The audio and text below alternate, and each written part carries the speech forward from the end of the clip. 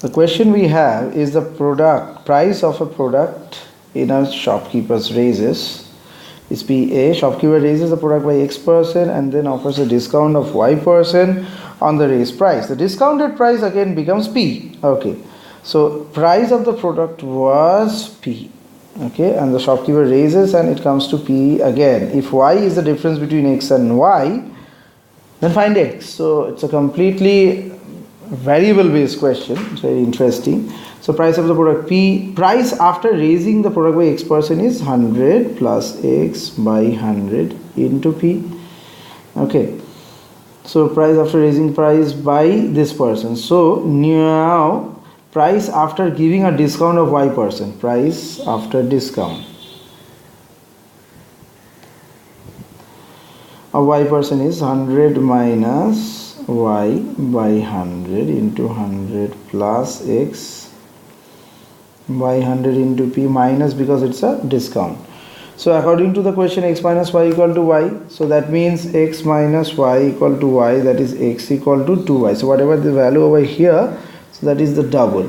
So here we can write 100 minus Y by 100 into 100 plus X by 100 into P equal to P. So PP cancels out here. 100 will go over there. So 10 to the power 4 minus 100Y plus 100X minus XY equal to 10 to the power 4. So these two also get cancels out here. So here we will put X equal to 2Y. So 200Y minus 100Y minus 2Y square equal to 0. So 2Y square minus 100Y equal to 0. So Y equal to simply 50. So 50%. So X equal to 100%. So find the value of X. X is D. So next in this ZAT paper we will now proceed.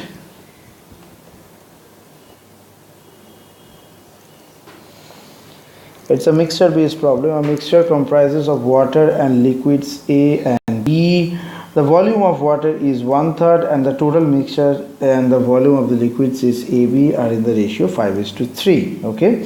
So then to remove the water, the mixture is passed through a porous medium which completely absorbs the water and partially absorbs liquid A.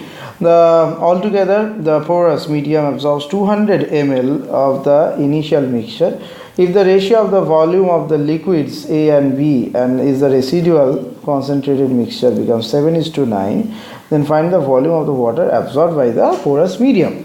So a very easy one. So here we have to take what is not given over here, the volume of the mixture. Okay, so let X equal to volume of the mixture. Okay, and volume of water equal to X by 3. Volume of the mixture A is here 5/8 of 2/3 of X, 2X by 3. So 5X by 12, and B is 3/8, 2X by 3, so that is X by 4 ml. So these are the two parts done. Now the porous medium absorbs 200 ml of the initial mixture, which includes water and part of the mixture of A. So let A of A is been absorbed by the porous mixture. This has been absorbed. Okay. Now according to the question, X by 3 plus A equal to 200. So X plus 3A equal to 600. Putting the value, so 5X by 12 minus A by X by 4 equal to 7/9 also we have got. Okay, so this is the first, this is the second.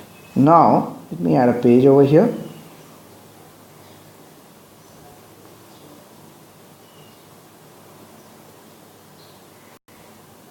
Thank you. Okay, so now here we have these two things, so we will put this value 5X minus 12A by 3X 7/9. So this is this will be calculated 3. So 3 into 5x like 15x minus 36a equal to 7. So 8x equal to 36a, 2x equal to 9a, so x equal to 9 by 2a. So putting the values into equation 1, we get 9 by 2a plus 3a equal to 600. multiply by 2 both sides, so 9 6 15a equal to 1200, so a equal to 80, so 80 ml. So volume of the water absorbed is, there was 200 minus 80, so answer is 120 ml.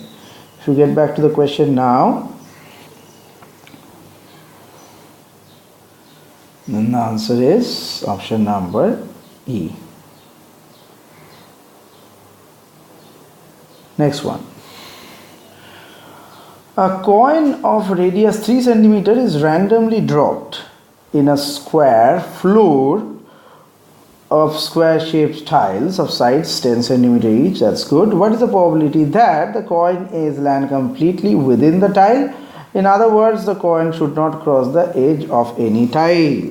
So here we can do it like, if the radius of the coin is r, let the radius of the coin is r, and the tiles of the side tile side equal to d.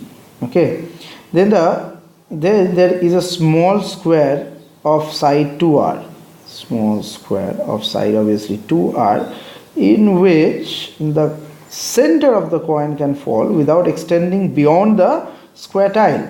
So the probability that the coin staying within the square is nothing but 2r whole square divided by d square. Both are pi, so I am discounting the pi.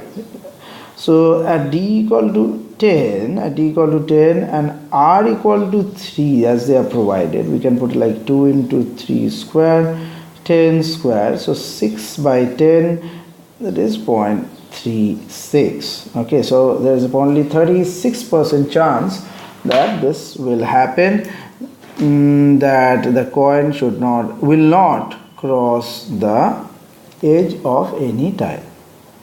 Okay, now we need to proceed to the next question.